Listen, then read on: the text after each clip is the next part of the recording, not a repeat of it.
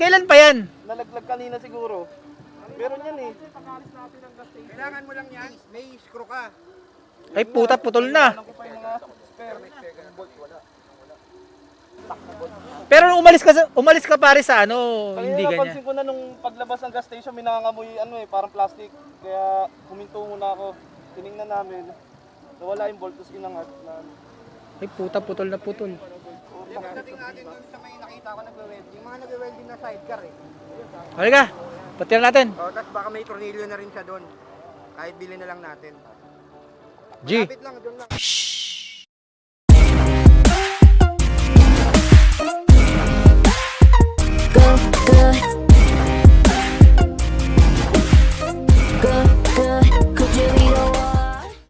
Naputol yung muffler ng kasama natin kasi nawala yung yung nut nung iso-support. So yun, magpapa-welding muna kami. G.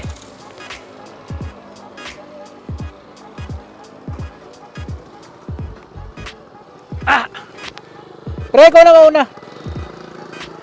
Wag mo nang ratratin, Pio. May pantali ka dyan, baka malaglag naman ang tuluyan yan. Sasadsad yan. Tali mo na kaya muna. Malapit lang ba yun? Malapit lang.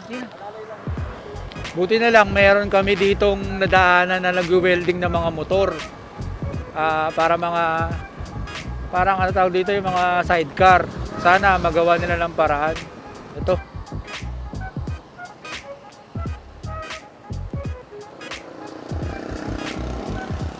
So, sakto. Ano tayo? Ito, may nag-welding dito. Pwede na to. Kaya to. Kaya nila to. Ba't kaya hindi talaga mawala sa rides ang may aberya, no? Parang parte na ng rides to eh. So ayun, ito yung motor. Ayun, tanggal eh. Ayun, so ito na. Ginagawa na siyang version 2. Version 2 ng Suzuki Bergman. Gunggong! Barinig kita sa mukha eh! Ayan. Mga basang sisiw! Nakakagigil ka. Basang sisiw! Oh, ayan si...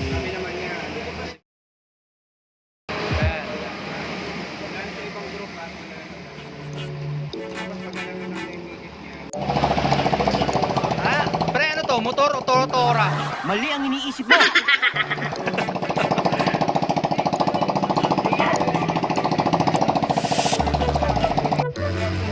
So yun, okay na.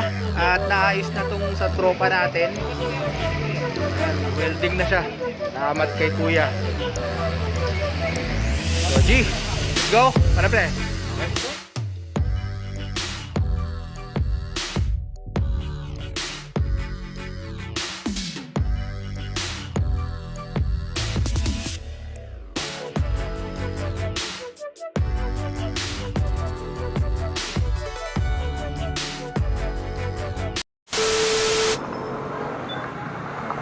So yun, ito, dahil nga nasira yung tambucho ni Pio, no?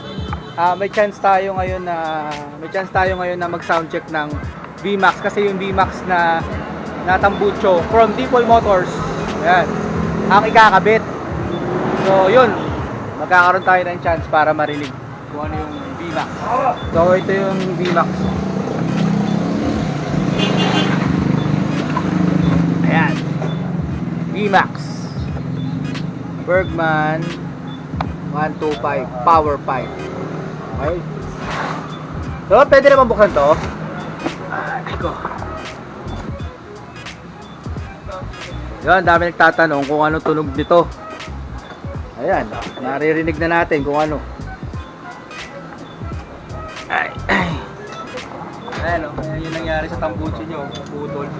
Pinahinang na lang namin sa mabitak. Ayan, pati yung type niya, nabitak.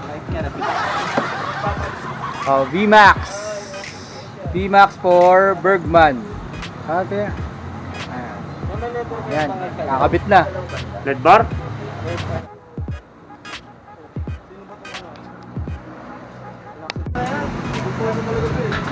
Okay na. Susubukan na. Sound check. Boss, makati yan. Tatakit yung mga...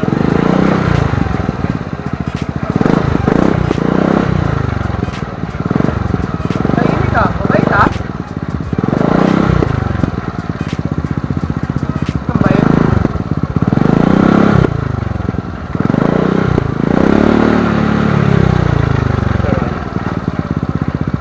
Sabay na, sir. Bait ang tunog. Ano masasabi mo, pre? Tahimik. Tahimik, no? Bait? Ba't ang bait ang tunog? Yo, ang bait ang tunog. Bait din yung may-ari eh. Usos! Ngayon may kayabangan to. Ayun, mabait yung tunog. Hindi siya iskandaloso. O, ayun. Ha? Na-expect ko na skandaloso yan. Ako din eh. Yun din na-expect ko, skandaloso eh. Pero mabait, no? So, dito na nasira yung audio kasi nga yung action cam na nabasa nung nag-rides umulan. So wala talaga na record na video. Putol-putol. So yan. So tinawagan ko na lang yung may-ari nitong motor na to na si Philip para kako videohan niya na lang at send na lang sa akin.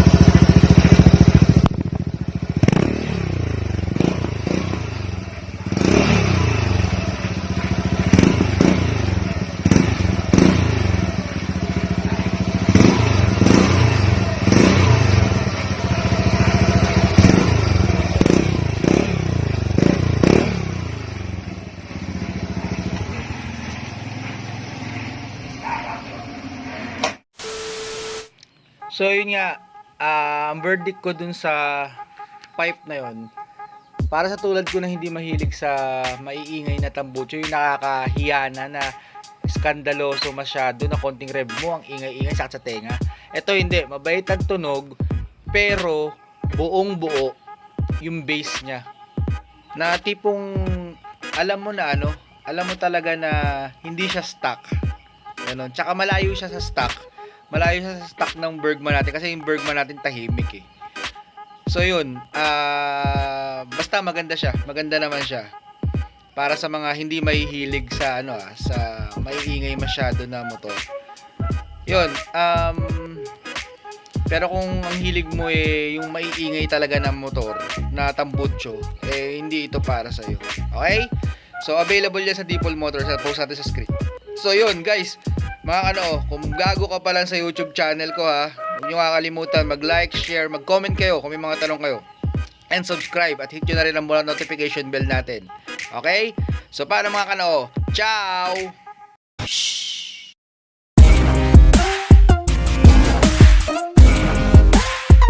Go, go,